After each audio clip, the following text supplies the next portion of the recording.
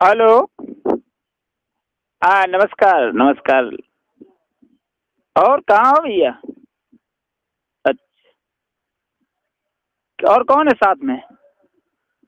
वो वो तो यार बहुत मादर चोद है, बाके भोसड़ी वाले के चक्कर में काहे पड़ गए तुम? हाँ हाँ, हमारी संग ऐसी कह रहा हो तो तुम्हारे बारे में। अरे बहाने भोसड़ी वाले ने पूरा मादर चोद मोहल्ला खराब कर दो यार। नंबर एक को चुगल है। नहीं तो तुम्हारे बगल से तुम पूछ ले। ना ही कर रहे हो तो हमारे ढंगा भेजो, हम 50 जूता वाल लगे हैं बाकी। नहीं हो तो बात करा दियो, मैये चोद दे बाकी। वहां से कहो बगल से उठे तुम्हारे और कहते भोसड़ी के चमान के बीच में जाके बैठो, माता ठाकुर लायक तुम हो नहीं।